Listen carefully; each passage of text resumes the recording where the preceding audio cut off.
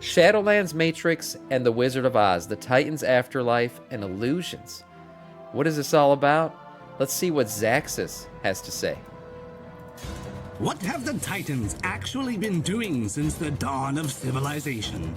What is the real purpose to all of their cute little installations slammed into the side of the planet? Do we know everything we need to know about their plans for our world?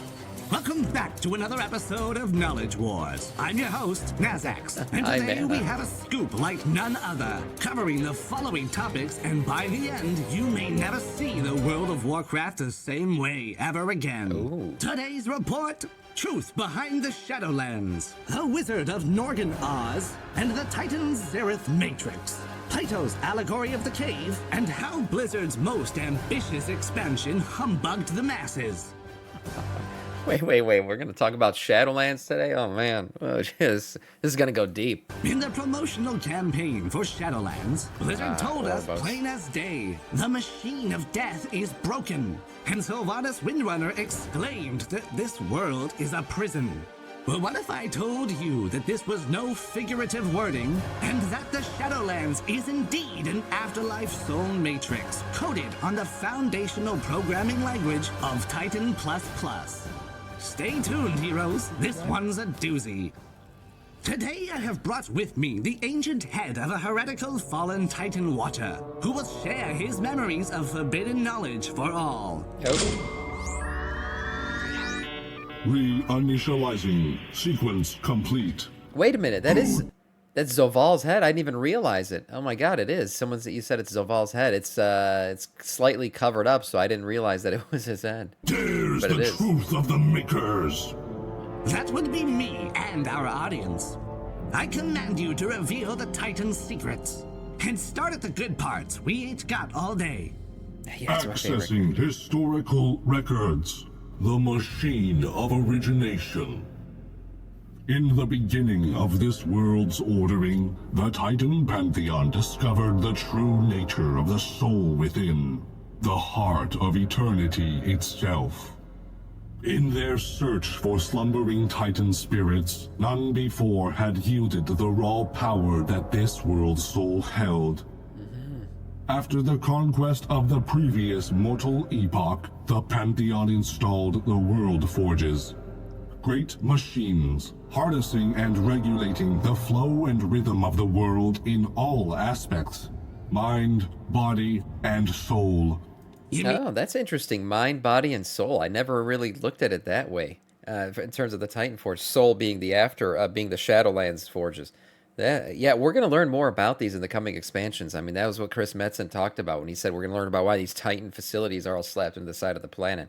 So this is a pretty cool theory. Like in Uldum and Ulduar? Affirmative.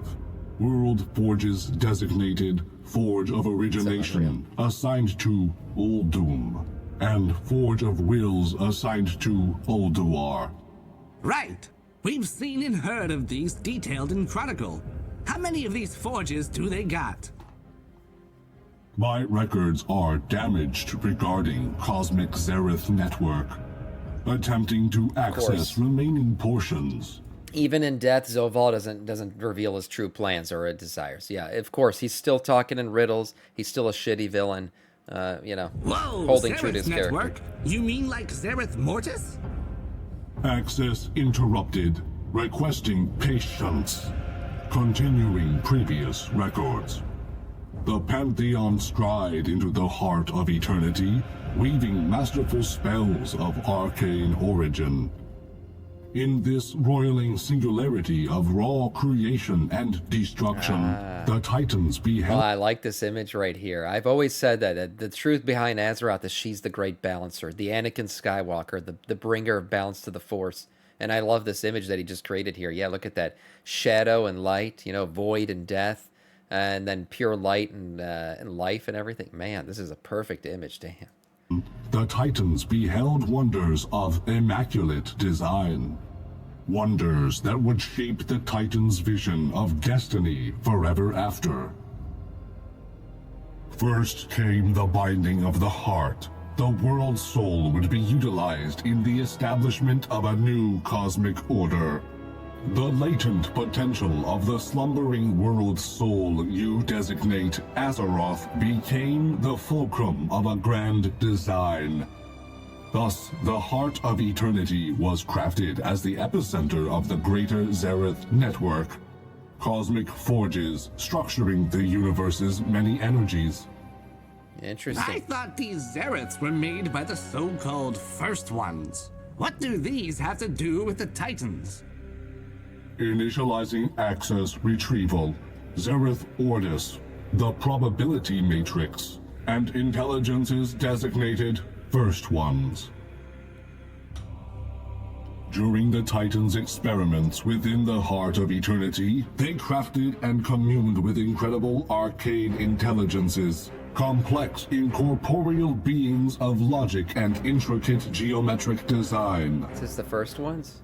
These crafted arcane intelligences, designated First Ones, Okay. were molded and refined by the Titan's Master of Magics, Norganon, in order to manifest the Norganon. He's the one who... Interesting. Okay. designs of these greater intelligences they had so proudly created. So began construction of the first cosmic forge, Zereth Mortis, a reflection of the wonders that the Titans would soon behold. When complete, the Titans were bestowed the authority. I mean, it does make sense that the Titans kind of created this whole afterlife, because we do know that Aman'Thul had a direct connection, right? He had visited, what's his name of Meldraxus, the Primus, right? Like, they had actually talked with each other. That is in the lore. The Primus and Aman'Thul have interacted with each other on many occasions, and one giving them domination magic, and the other one giving, talking about how to control time. So the reason why the Primus was so good at battle is because Aman'Thul actually taught him how to see into the future, understand what was going to happen next, only slightly, and be able to create plans to basically fight against it, right? You know the future. You kind of know how to win the battle. And then Aman'Thul was taught by the Primus how to use domination magic. Yeah, Salmon is dominant. Yeah, it's true, though. There is a connection there. So there's clearly the Titans know of the Shadowlands, created it in this theory. So that does make sense. This holds water. Authority as grand architects of the cosmic Zereth network. A vision of perfect order that would hold dominion over all eternity. Zereth Mortis. It is very Titan-esque when you think about it, right? Yeah, the way Shadowlands was run, how everyone's funneled into this filtration system and then sent out to a specific ordered land where their soul would go, right? Like, everyone's separated out. There's no love, no care behind it. Doesn't matter who your family is, if they're already there or not. You're going to be ordered out, filtered out a certain way, and sent to one of the realms. So it is very Titan-esque the way it was run. Would serve the function of constantly processing and analyzing all possible outcomes of past, future, and present events. Designated the probability matrix. A means to shape the fate and destiny of all worlds. So the Titans decided on their one true timeline by communing with these arcane intelligences? AI? Hey, I should patent that. But what's going on with is he talking about patenting? Hold on now. Hold on. That'd be a trademark, probably. Odin's quote from Alderman about Zereth Mortis and the First Ones? How did he know about Zereth Mortis, but he had to give a whole eye just to learn a little bit about the Shadowlands?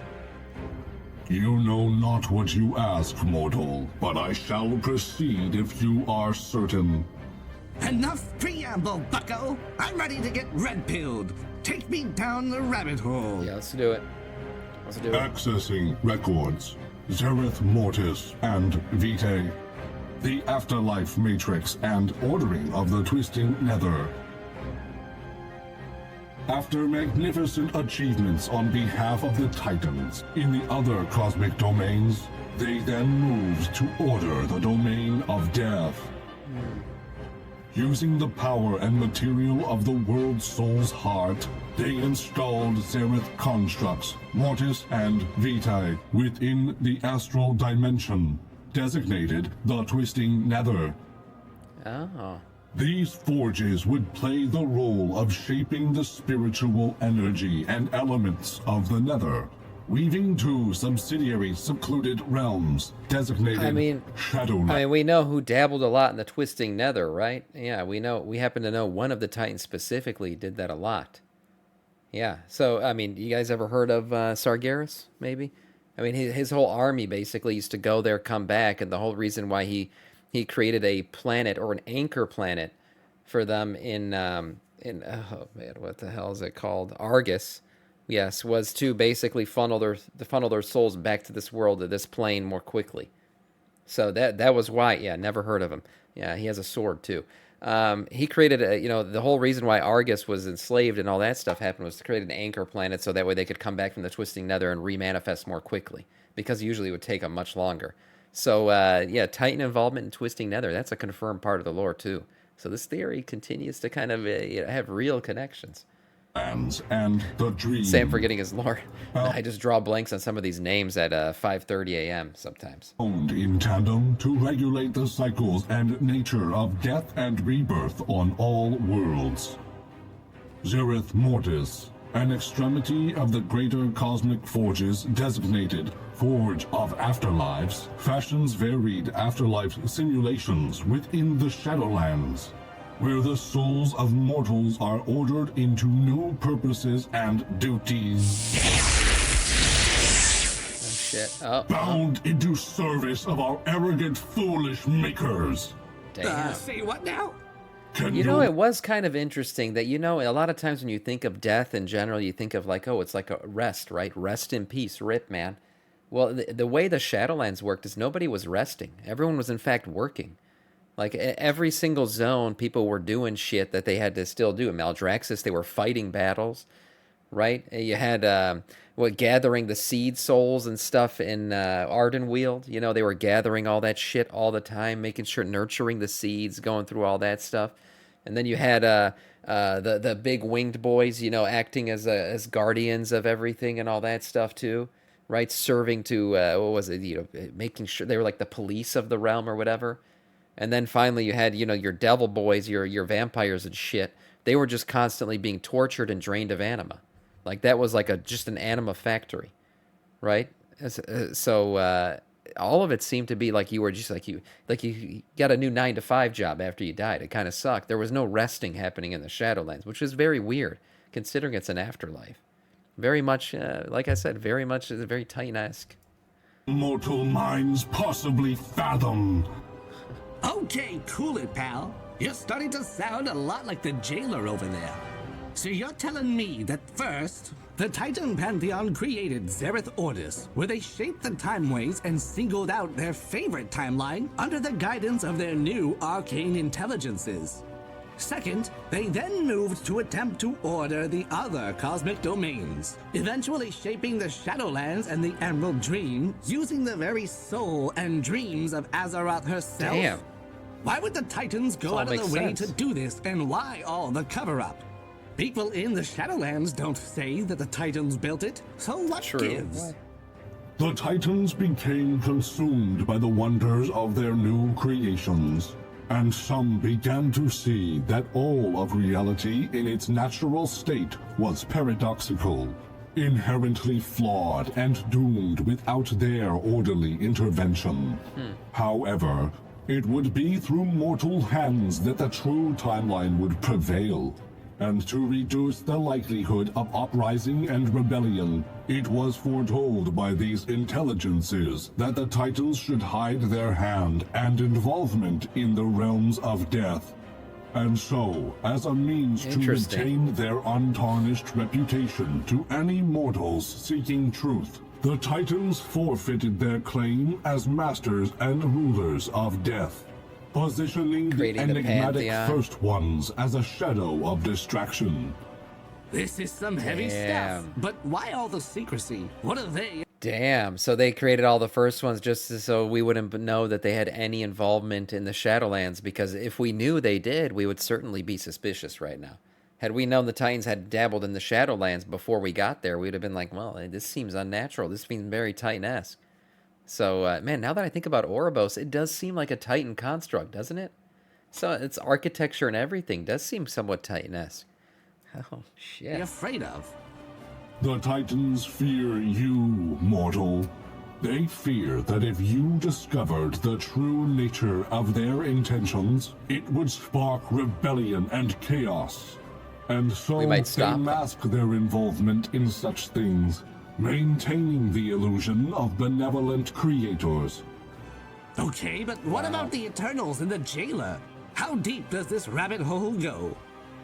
The depths are unfathomable, but perhaps the most startling revelation is... What the? That wasn't in rehearsal. I mean, hey, what's that noise? Oh no, what happened? Pay no attention to the owl Tell us. behind the curtain, folks. I can my ears. explain. This is just, who am I kidding? The jig's up. And take a hike, Featherball. You're fired. Okay, I know how this looks, but trust me, you had to hear it from the horse's mouth first. Folks, I may not truly have a Titan Watcher's head as concrete proof, but now it's time to review the evidence that does exist, both in-game and across the span of lore, that reveals how some of these seemingly outlandish claims might hold merit. Right. Like the Tin Man himself, don your foil hats, and let's I'm follow ready. the yellow brick road all the way back to Shadowlands. Oh god, I did not expect this much Shadowlands lore today in this video, but here we are, going back to the Shadowlands again. First, though, what is an afterlife? I mean, What look at kind- this thing. Look at the sky dildo. As I always called it, it does have some Titan-esque architecture to it. Most definitely. Look how it can, like, the angular... It definitely... It does not look like a natural structure by any means. That is for sure. What of functions do they usually serve? And what are common themes From of the them? top, it legit looks like The a co- gear. Is that what... The top, it's legit a gear. Oh, yeah. Yeah, I could see that. I can see how you think it looks like a gear up there. Yeah, top down. Oh, yeah. Oh, it's... Look, I mean, it's just... I could say it doesn't look fascinated natural. Humanity At for least. millennia. From ancient mythologies to modern religious dying love for the beliefs, jailer. the idea of a realm beyond death serves many functions. It offers hope, a comforting idea of the unknown, and provides structure. Many ancient traditions propose that powerful beings or deities control the afterlife, using it as a means to enforce moral codes and social order. Oftentimes, deities or demigods are portrayed as the gatekeepers or judges of the afterlife, determining the fate of souls based on their This earthly video's deeds. so good. In these narratives, the afterlife serves not just as a place of rest, reward, or punishment, but also as a tool for maintaining control over the living. This control can manifest through promises of paradise or threats of damnation, shaping behavior and belief systems among mortal civilizations. Right. For further reading, I'll point you to the Gnostic understanding of the Archons. In World of Warcraft, Blizzard has approached their many afterlives with a blend of homage to humanity's existing ideas and beloved ideas rooted in the lore of the game's cultures. More akin to an engineered sorting machine than a natural mystical experience, Exactly. the Shadowlands is not so much a place of rest for the spirits of the dead, but a complex system where souls are judged, bound to new duties. Yeah, this is and exactly what I was saying, and I didn't pre-watch this, but yeah, when you think about the Shadowlands, it is very much opposite of what a typical afterlife is thought of as being a restful place or torturous, depending on how you lived your life. But the Shadowlands was not restful for anybody. It was like you got your new job. You got a new job, new 9 to 5, time to clock in for eternity. sometimes even damned to endless torment. Look, see, go back. What you were Blizzard's talking about the way inspiration it for the looks. Shadowlands draw from diverse sources. Whether it's the Elysian fields of the Greeks, as seen in Bastion, the Norse and Celtic themes of Odin's there's Halls of definitely themes Valor there. or Ardenweld, and even Dante's Divine Comedy offer glimpses into the Shadowlands' varied realms. Reflecting these influences while adding I a will say, in terms of art styles, I mean, yeah, Blizzard did a really good job when they were creating the Shadowlands. There was some beautiful scenery that they created for sure. I just think it sucked how we had to spend so much time in the mall, which was the shittiest of them all. It was really just, you know, a sex dungeon at the end of the day, and we spent way too much time there. Shadowlands' varied realms. That was the problem. Reflecting these influences while adding a unique Warcraft flavor and twist. By doing so, Blizzard created an afterlife realm that feels both familiar and novel, allowing players to explore the depths of their favorite universe in a new light, and experience an ancient mystery of titanic proportion, all the while blinded to the true makers of the works around them. Right. With that said, let's dive into a detailed scrutiny of the suggestions Watcher Unicrast made about the nature of the Shadowlands. Starting with the first ones. After nearly 20 years of hyping up the Titans, Blizzard very suddenly introduced us to the concept of the First Ones. Right. Beings who supposedly not only created the Shadowlands, but as they put it, everything we've seen on Azeroth. Yeah, and this lore sucked. I'll be honest. I hated the first one's lore. There's a thing about, you know, having some mystery in a game or in a world, in a fantasy universe, whatever it is, that's always intriguing. It's nice. You don't want to ever find out, oh, this is everything. Like, this is the end of the lore ends right here. And that was the way the first ones felt. And that's why I've kind of, you see, deleted it. I don't want to know it. I don't care for it. The first ones are there. Okay, that's fine. We'll just kind of move on. realms we haven't discovered yet. As per Maria Hamilton, quote, "These first ones built the universe as far as we know, but their intentions or methods are completely unknown." This is so weird lore. We saw how the Makers, a title that was always reserved for the Titans since the days of Classic, was now attributed to the First Ones. And bar an item name here or there, the Titans were mysteriously all but redacted from this expansion. Throughout in-game literature and perspective-based books like Grimoire of the Shadowlands, the First Ones are generally referred to as the builders of a grand design, flawless and intricate. Many players have taken all of this new lore to mean that the Titans are old news, with buzzwords such as Titan++ from game director Ian Hazacostas seeming to indicate that we've outgrown the big lore players like Amantul and Sargeras on the power scale. Jeez. But I'm calling their bluff. Because I don't believe that Blizzard would so needlessly undermine their iconic original cosmic gods, the Titans, before we've ever truly dealt with them. I mean, do you? How could the finale of the World Soul Saga, The Last Titan, poised to have us witness the return of the Titans to Azeroth, even be considered a proper threat if such a claim were true? Yeah, that's right. I'm sure, like Shadowlands lore in general, that was not of Chris Metzen's doing, so that's being walked back. So yeah, if he called it Titan++, that's certainly not the case anymore. And let's see if he can find some lore behind the reason why it's not the case. But it's certainly, there's no way that you can say the Death Pantheon's more powerful than the Titans. Since the bar for power have been set a little too high, a little too fast with Shadowlands? Yeah, I think so. If Eternals, such Shadowlands had one common theme running through it all. It tried to supersede all previous lore by basically making it irrelevant. They did it with the Titans lore, right? These guys are the Titan++.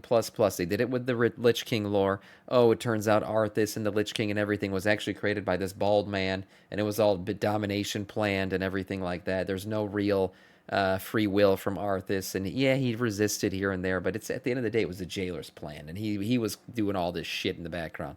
They really did try to minimize everything that came before it, even with Sylvanas' story. She had moments where Sylvanas was not truly bad. She was always trying to help the Forsaken, right? Like it was her thing. And then they kind of overseeded that, and they're like, no, she's just very vengeful, and that's about it. That's as deep as Sylvanas goes. So that's why I think a lot of people just dislike Shadowlands lore. Really shit on the lore that came before it. Nathrius, the Archon, and Zoval the Jailer were truly 2 times above the Titans, as per suggested by Ian's Titan++ quote. Then why can mortals such as ourselves and Anduin kick their tin can rears so easily? Right. I'm not buying it. And even better, I'm selling you something else for free. The truth. Titan++ may not have been an indicator of power, but actually a clue into the scope of the story that Blizzard is telling. Introducing C++, the foundational programming language that the video game World of Warcraft is built upon. The true building blocks of Warcraft, heroically learned by some of the original developers at Blizzard. This was my first project at Blizzard. It was a C++ project written completely in Zortex C++. Learned how to program in C++. With their mastery of this coded language, these builders wove the world we love into being. A living simulation of a reality beyond the scope of our wildest imaginations. True. Every detail meticulously planned out like the workings of a clock, just so we, the players, can come in as the element of free will and make this simulation into a world of our own. That's right, folks. We have. Titan++ equals C++. The coding language used by the Titans to shape the Shadowlands into being. I see what he did there. Okay, yeah, the Titans are the coders of the Shadowlands, yeah. Still not convinced? Riddle me this. How many Norgabytes of memory magic did you store into the Primus to create your legendaries? Let's go further. Oh, shit. Oribos and Zereth Mortis. Brass tacks, folks. What is the Shadowlands? A machine of death, built Right. as a means to structure, you might even say order, the nature of death itself. True. Oribos plays the role of the most vital cog in this machinery, where an arbiter sits judgment over the universe's souls, sorting and binding them to their new life in death. You know, you'd think that something like death ultimately wouldn't be so clean-cut and organized, but instead, we see this near computerized system of constructs and consoles. Oh, so 100%. Shadowlands and the afterlife is very much computerized. It does run like a computer. He's making good points. reminiscent of the My Titans' mind's being handiwork. blown. Zereth Mortis, referred to as a workshop and a place of experimentation, is home to what I think is one of the most biggest giveaways to the Titans' facade. The Forge of Afterlives. Aptly named Hold for on, its holy shit! I never even looked at this. Like since we left these rings rotating around it do look a lot like the prison rings and the rings around the logos. Like the way it's all shaped. Damn, I have not looked at this since we left Shadowlands. I've kind of deleted it from my memory. So looking back at it now, when he's showing the image, these rings kind of do look like the prison rings that we've seen around the primals. Whoa. We onto something here? The Forge of Afterlives. Aptly named for its purpose, this forge creates new afterlives and sends them into the Shadowlands, appearing as a giant sphere that is encased in ring-like bands, not unlike the Titan prison ring mechanisms on the Primal and Comet. I did not pre-watch this, but he's doing such a good job of explaining it that I'm being led to the same conclusions that he keeps telling us after I say them. So that's pretty wild. And speculated to Yeah, be totally the looks logo like of it. the last Titan. In patch 9.2, Eternity's End, we face the jailer in a space that is named the Heart of Eternity, accessed through a portal in the sepulchre of the First Ones. Right. This finale ultimately revealed that Azeroth's world soul was at the heart of the inner workings of the Zereth construct we had just been exploring. And Right. if you look closely at the megalithic stones used in Zereth Mortis and Oribos, one can make out flecks of gold and blue littered throughout the yeah. material. Right from day one, we could see this azurite-colored speckling in the stone He's that right. Oribos is built from. And I think that combined with the knowledge of Zereth Mortis and the Heart of Eternity sharing these links to Azeroth, that it's not too big a leap to did think not that watch. Zereth Mortis was crafted in a similar way. Now let's quickly touch on the supposed Zereths. We know Zereth Mortis exists. Right. And based on dialogue from the Moss-sworn Oracle Sazera, the crazed writings of the so-called enlightened broker, Farim, and the edicts of the Prime Designate Odin, many players speculate that there are indeed 5 other Zereth constructs. Those being Zereth Ordis, Vitae, Lumen, Umbra, and Tumult. At the Heart of Eternity, we do certainly see the beginnings of an activating cosmic forge with 6 distinct outputs. While I can't flat I out never even paid deny the attention to that. existence of the other 5, here's our thinking about why what we've heard about them could simply also just be a blueprint. Although lack of evidence is not proof for denying existence, it's worth mentioning that the Jailer's plan is ultimately not successful, and the Right. world soul of Azeroth empowers her champions before Zoval can fully activate any cosmic reforging. We're Right. denied any confirmation of their existence. But I'll throw you these bones. Since Mortis does exist, and Yes. since we've already known for a long time that the Titans have had their hand in shaping the Emerald Dream, I'd bet Zereth Vitae does indeed also exist. And while I'll save ideas of each Zereth's function for another video, one that I will highlight for important context is Zereth Mortis. The basic explanation of what Zereth Mortis does is that it orders the domain and magics of death. Right. Now, is Mortis unique in this way, or are they all So is he essentially saying all the Zereths basically are there to order certain realms? Is that what he's going to get at here? Because I can see how that would be true. ordering the domain they represent? Which would then beg the Yeah. question, what needs ordering in the domain of order? Just as my watcher friend detailed for us earlier, I would wager that Zereth Mortis was the first of these constructs, and was the beginning of a network and plan for all of the others. The solution being that there's no Okay, cosmic forge ordering the magics of Zereth Mortis, but its function plays its own role as the suggested probability matrix, like the Eye of Agamotto from Doctor Strange. But enough Interesting. about Zereths, let's talk about the Eternals. The Eternals are the keepers of each main covenant in the Shadowlands. Right. In the sepulchre of the first ones, it is revealed to us that the Eternals are animated, spirit-bound constructs that were supposedly designed by the first ones. Yeah, yeah. I always find it weird that the Jailer wasn't there. And I've talked about this before. Remember when I created the whole video if the Jailer was a good villain? He's not there. Where is his damn construct? Constructs that were supposedly designed by the first ones.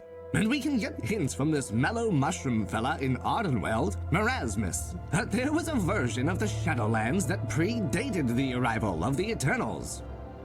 So, under probably a this more theory, natural what version. are they? Let's start with Denathrius.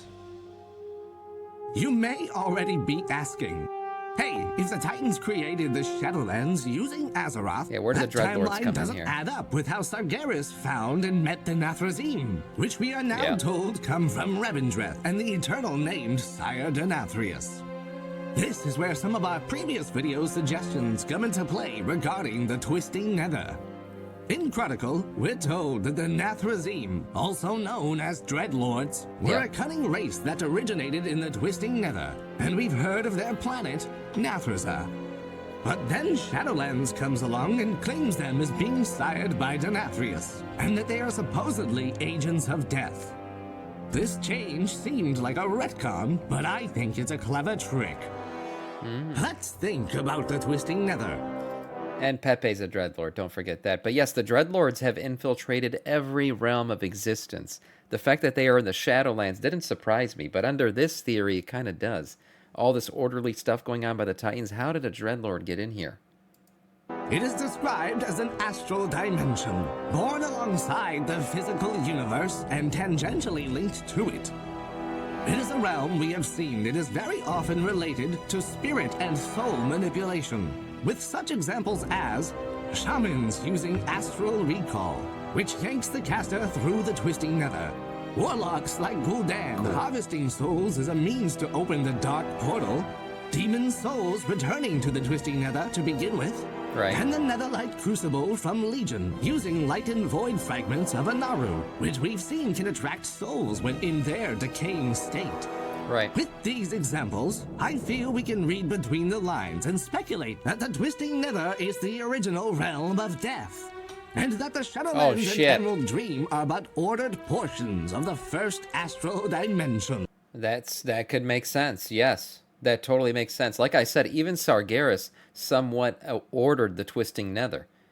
Right? When he created Argus, he created this like anchor, this ordering area, I guess you could say, that kind of helped the demons come back quicker, because in their natural state, they could still come back from the Twisting Nether, but it just took way longer.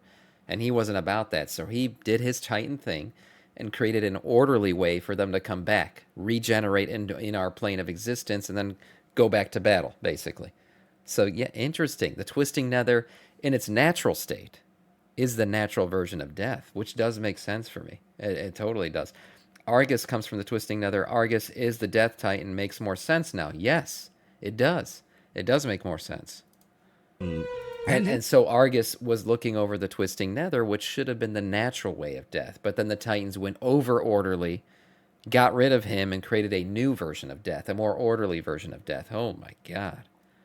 Damn, this rabbit hole goes deep. Viewing it this way, we can reconfirm that the Dreadlords are indeed from the Twisting Nether, just as Chronicles said, with this sly technicality being an opening for Blizzard to use the Nathrezim as they ought to be used best. Yeah. Agents of disorder. Now that makes sense, because if they're naturally of the Twisting Nether, and the Twisting Nether is a natural state of death, then Dreadlords don't abide by Titan rules. They are natural. They are natural beings from a natural plane of existence. Oh, shit. The Dreadlord role just got even more important. Oh my God, that's really cool, actually. Not death. Yeah, that's cool. You really think that Renathal taking the word of Sire Denathrius as proof of the Nathrezim's origins is a good idea? If there's one being in the entire universe that I would not trust, it's Denathrius. Even Renathal's wording only says that Denathrius, quote, revealed another creation, and not precisely that he created them. I think that instead of Denathrius creating the Nathrezim, that the Titans based the eternal Denathrius on the pre-existing Nathrezim of the Nether. Not shit. just as a keeper of Revendreth, but as a dark mirror to the Titans' own sin. Think about it. Wait, so is he saying that that they created him to rule over the people that they did not create, the Dreadlords? Is that what that was? Is a place where souls are purged of their darkness in the form of sin, jailed otherwise until completely drained by the vampiric humanoid race, the Venthyr. Right. These Venthyr harvesters carve and animate stone-born servants to carry out the management and protection of Revendreth. Sounding familiar? Whether subconsciously or as an admission to their own sin, the Titans may have shaped Revendreth as a twisted reflection of their own intentions and methods in ordering Azeroth's world soul. And despite being so very absent in name, the fingerprints of the Titans are all over the other covenants too. Moving on to the other Eternals, we can highlight Bastion, the zone that is without a doubt easiest to attribute to the Titans in terms of style, and its Eternal, Curestia the Firstborn. This heavenly afterlife is primarily managed by the noble Kyrian, blue-skinned, angel-like humanoids. I mean, if I could say any of the realms looked like Titans, it would certainly be Bastion. That play the role of psychopomps for the Shadowlands, snatching and delivering the souls of mortals away to Oribos, leaving their fate in the hands of the Arbiter. The Kyrian purge their memories to become more dutiful to the path, an extension of the purpose from Oribos. Bastion is also home to the Stewards, a sturdy, short race of crafty metallic owl folk who forge mechanical constructs and maintain the temple facilities like Elysian Hold. I don't know about you, but that reminds me of the Earthen. Sure does. Owls are actually an interesting choice here, because similar to the Kyrian, owls are also known in spiritual traditions to play the role of psychopomps, bringing souls into the afterlife. Many of Bastion's creatures are oddly feathered, like this stag with a beak that I can only presume is meant to be like an owl, based on the Stewards. And original concept art for Bastion shows a massive owl temple at the end of a star-crossed pathway. Stars and night sky motifs are more common in multiple concept artworks for Bastion. And you know where else we see owls and stars together? But on to Maldraxxus. Wait, we're gonna get to Elune now? This realm serves as the defensive and sometimes offensive. Hold on, yeah, I mean, what? Jesus, this guy's really, he's connecting everything. Or Greco-Roman practices observing the behavior of birds to receive omens. Oh yeah, the power of Elune, man. Oh shit. Stars together. But on to Maldraxxus. This realm serves as the defensive and sometimes offensive armies that protect the Shadowlands. Undead constructs of flesh and bone battle each other in the theater of pain as a means to harden their resolve. rebuilding their corpsely forms from scrapyards of leftover remains. The Primus rules as the Eternal over This Mount fucking guy. Draxus, and he's known to be a master strategist who never loses a battle, supposedly having gained knowledge from an ally in the Time Ways. So, if the Nathrius is based on the Nathrazim, what are the Primus and Maldraxxus based upon then? The one thing I I'm think- struggling with a little bit is if Denathrius is a Titan plant, basically, a Titan created Nathrazim based Titan creation, why would the Nathrazim take him on as their leader? I mean, he is right. He is the leader of them. So why would they accept him as their leader unless they somehow killed off the previous leader and then planted him and that they didn't realize it? I don't know. But Thinks that's that the Titans built this struggling army with as an that. homage to their greatest champion, Sargeras, and the indiscriminate justice he dispensed upon the demonic armies of the Nether. right. In Chronicle, we learn that Sargeras jailed the souls of demons in a prison forged with his still limited understanding of the twisting nether, and I think that he did so using domination magic. Sargeras' sword, Sure. some might say looks like a Titan-flavored Mornblade, could have played the role of capturing the souls of the demons he slew. And Sargeras himself was a user of domination long before the existence of the Primus. Right. And finally, we Well, have the domination or hard convincing. I mean, he convinced all the Draenei, right? I mean, how he got killed Jaden and all that. He convinced them. I mean, maybe he corrupted him a little bit. It was maybe early versions of domination magic, but that's how he did what he did and how he created his generals and everything else. Queen and Ardenweld. Hard But convincing. this one's easier than the rest. Since we know already that the Titans shaped the Emerald Dream, then surely its counterpart in the cycle, Ardenweld, would have been shaped by the Titans as well. And Yeah. what is the Winter Queen based on? Well, given how she thinks of Elune as her sister, and how Ardenweld is a zone of eternal night with stars crisscrossing the sky, I'd say it's about a decent guess that Elune and her life-tending aspects are being reflected here, though Yeah. just as ordered as they are in the dream. Yep, I can see that. But how and why did the Titans create the Eternals? I think that much like the second generation of Titanforged, given sentience by the life essence of Azeroth through the Forge of Wills, the Eternals of the Shadowlands had their cosmic spirits crafted in a very... I hate to say this, but what about Zoval? He's gonna talk about it, I'm sure.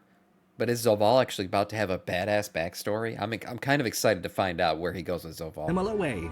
Or perhaps they were beings that existed in the Nether before the Titans' ordering Maybe of he the was a good guy. Shadowlands. And after being slain, their Maybe when we killed him and he said, you cannot, a cosmos divided cannot stop what is to come, or will not survive what is to come. That was the final line he said, right? It's funny, come was his final word. But besides that, he may have been right. Based on this theory, we may have screwed up the plan that was going to save us. spirits were encased and reformed in robotic constructs we saw in patch 9.2. Now, given how these Eternals are referred to as the Pantheon of Death across interviews with Blizzard and in-game, many players and this broker who penned Grimoire of the Shadowlands have begun to speculate that there must be pantheons for every cosmic force, reducing characters like Elune and the Titans to being nothing more than constructs crafted by the first ones. Just as the Titans would have wanted us to think, right? Because they don't want us to know that their hands are in everything, because we kind of know that when their hands are in something, it's less trustable at that point. So the way they do it is they say, oh, no, we don't control everything. We only control this little part, and then there's another pantheon for this, another pantheon for that. Turns out they installed all the pantheons. Shit. But I disagree. What up, Oni? I propose the simple answer is that the Pantheon of Death was forged by the original Pantheon I of love Order. this theory.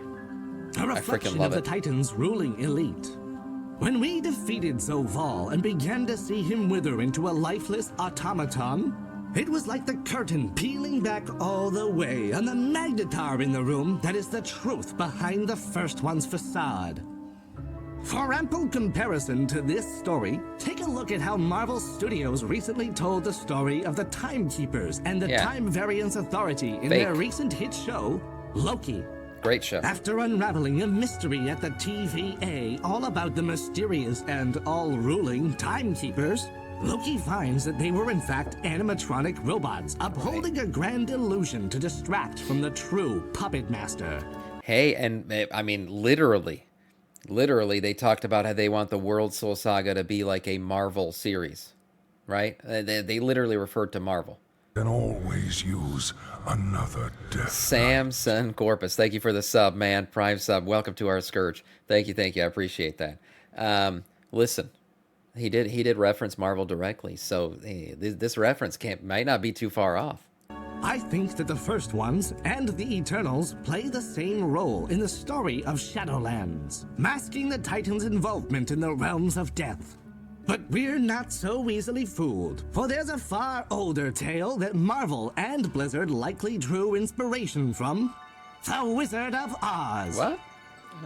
In this timeless tale from 1943... Oh, I guess it's because Oz himself was not really this all-powerful being. He was a guy behind the curtain. Oh, shit.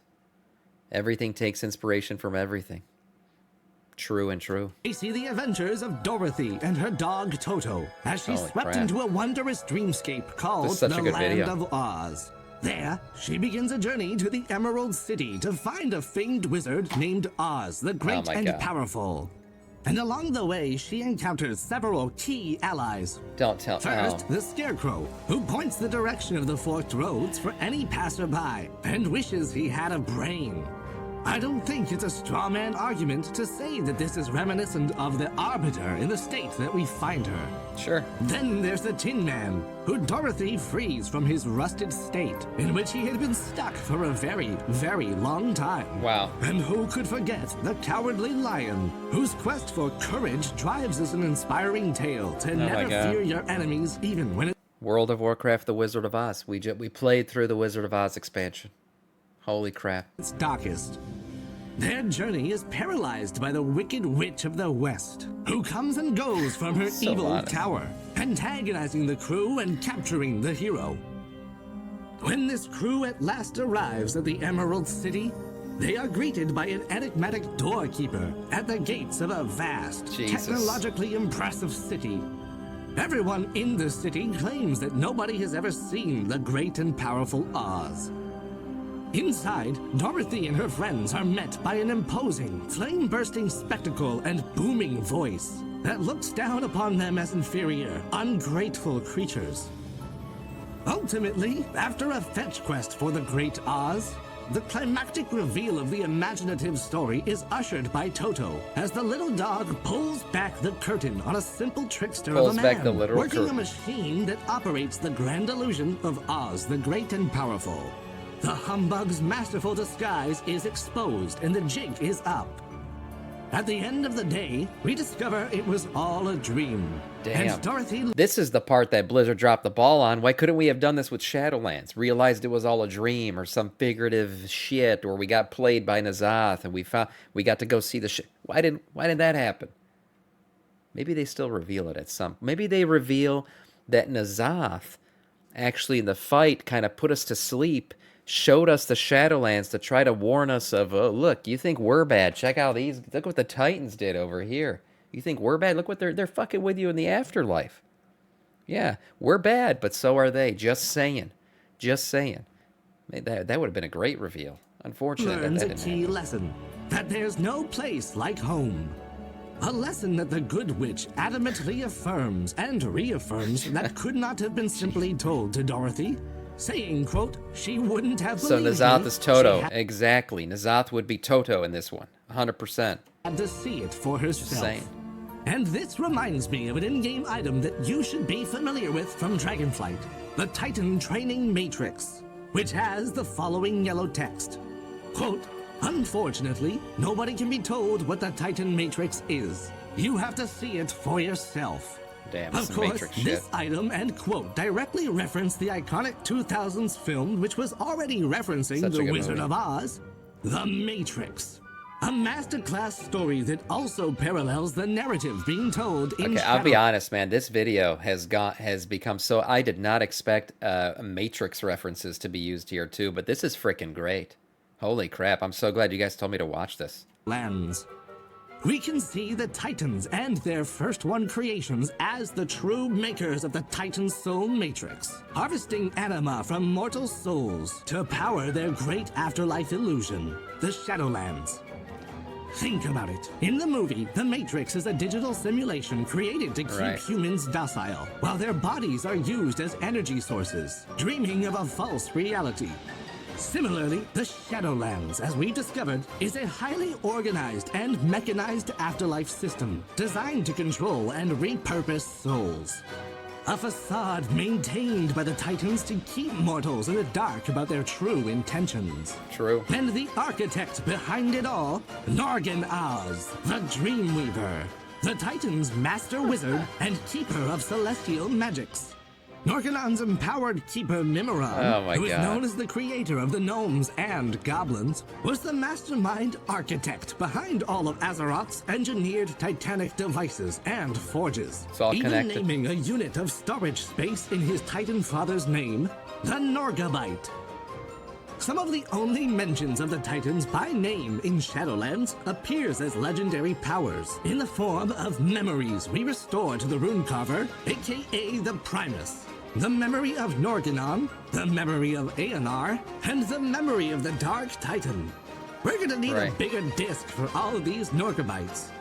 And in Zereth Mortis, our players encounter an enigmatic runic language, the ciphers of the First Ones. Yes. And we know that cipher is synonymous with code. Jesus Christ. When He's we right. look at it through this lens, the Shadowlands, Ouroboros, and Zereth Mortis in all their mechanical... My head's hurting because it's making sense, and it's blowing my mind that this is all freaking making sense. He's connecting everything. If Blizzard should just at least watch this video, and if this wasn't their plan, they got to change the plan. They got to go with this. This is unbelievable. What's up, Achilles? wonder were the very clues we needed to suggest that something unnatural and inorganic has completely ordered the nature of death. And this machine in its place is nothing more than shadows on a wall. Holy crap. In Plato's Allegory of the Cave, prisoners are chained inside of a cave facing a wall where shadows are cast by objects passing in front of a fire behind them. These shadows on the wall are reality to the prisoners, as they have never seen the objects causing the silhouette. If one prisoner were freed and forced to see the fire and objects, they would realize that the shadows were mere illusions, and may even return to facing the wall, preferring the comfort of what they had known. That's what the War Within's gonna... Okay. In this allegory, the Shadowlands, as they are so aptly named, are but shadows on the wall. He even related the name Shadow. Oh my god. Yeah, this is great. This is great, yes, and the World Soul Saga will be the pulling back of the curtain, or the revealing of what the shadow of the Shadowlands truly is, and that's that it's not the true afterlife. The puppeted silhouettes of the Eternals, cast by the hands of the true puppeteers, the Titans. We, the players, are the brave heroes who dare to see what casts the shadows, storming into Zereth Mortis and peeling back the curtain on their grand illusion. Amazing. Even characters like Prime Designate Odin, who speaks with the authority of the Titans, was not granted the authority to see the Shadowlands without giving an eye to Mazala, seemingly kept in the dark about the whole story. Plato's work emphasizes the layered struggle to break free from the ignorance and oppression that keep us from discovering genuine truth. Just as a prisoner in the allegory might be freed and exposed to the real world outside of the... Yeah, if I were the Titans, you're right, Tundra. I would not tell Odin anything, because he does have a big mouth. Characters in Warcraft lore, such as ourselves Guy and gets the angry and says jailer, everything. may undergo a process of awakening, beginning to realize the true nature of their reality and the cosmic fate-shaping machinations installed by the Titans. Let's wrap this episode up and recap with the big question, why bother? Saying it like it is, Shadowlands did not resonate with the vocal players of WoW's community. Yeah. With Blizzard themselves recently shit on all admitting at a developer conference that the expansion's afterlife setting was not accessible to players. Even worse, the general understanding of the Zereth and Pantheon lore that spawned from Shadowlands has left the Warcraft universe looking sterile and robotic. Right. With the seeming handwave of the first ones superseding the entirety of the Warcraft setting, suddenly... That's the problem. You never want to truly reveal the final creation, you know, the end game. You don't want to ever truly reveal that. That just kills the story. It'd be like in our world, God coming down tomorrow and pulling back the sky and being like, that's heaven. You know, I created everything, and you know, your lives are meaningless up until the point that you join me in heaven. So figure it out for now. Yeah, the rest of your days would kind of be boring. You know, you're just waiting for the truth you're waiting to go up. That's it. That's kind of how it would work. So you don't want that to ever be revealed. Spiritually, it's good to know it, but you don't want to really see it, do you? That kind of creates an end game where the current timeline doesn't matter anymore. The magic was diminished, as if we now knew that everything was just a Zereth construct waiting to be deactivated, including Elune, the Titans, and the Naru. And honestly, it's been heartbreaking to see, because we all know how mystical and inspiring Warcraft can be. True. This theory aims to connect existing dots, speculate on a few new ones, and weave together a narrative that hopefully restores a sense of wonder and awe to the WoW cosmos by returning the Titans to the status quo of cosmic orderers and leaving the rest unsaid. The disappearance of the Titans from the narrative during Shadowlands is highly suspicious, as if Blizzard is deliberately drawing our attention away from them and encouraging us to focus on the mysterious first ones instead. This redirection feels too orchestrated to have been a coincidence, suggesting a deeper, hidden truth waiting to be uncovered. Agreed. With this perspective, no longer is the vastness of the universe a tamed structure made by some brand new super titans called the First Ones, but it is once again an unknown, wondrous expanse that we can all venture into with wide-eyed curiosity. As we approach the last Titan, the stakes should be higher than ever before. In our return to Northrend, I anticipate we will indeed uncover a vast conspiracy. One that stretches throughout the history of the world, and one that will make us question everything we think we know about the Titans, their intentions, and the true nature of Azeroth itself. Holy crap. Folks, there's no need to retcon the Shadowlands lore. We just have to see it for the illusion it is. Thank you for your time and patience today, heroes. If there's one thing that the ruling global elite hates, it's a sharp mind like yours. Amazing. I hope you enjoyed this mind-boggling episode of Knowledge Wars, where the truth isn't just out there, it's buried under layers of esoteric symbolism and Titan++ machinery. Remember, folks, you are the resistance to the Titan Soul Matrix. Holy crap. I'm gonna be thinking about this video all day. Holy crap. Like I said, if Blizzard doesn't take it this direction, at this point I'm gonna be disappointed. This guy somehow did the impossible and created a lore story with threads attaching to every single event that has ever occurred in the game in a way that made Shadowlands lore actually good. Like, this made Shadowlands lore actually good. I will say the one missed opportunity was the N'Zoth being Toto connection. Because, man, N'Zoth being Toto pulling back the curtain for us just to reveal things. And then, you know, the whole dream Wizard of Oz thing kind of still plays in there too, where we come back and we're like, oh, were we there or were we not? What was that? Is that N'Zoth's vision, or is that the truth? You know, many truths of the void. Could that be one of them? Yeah, that would have been a great reveal there.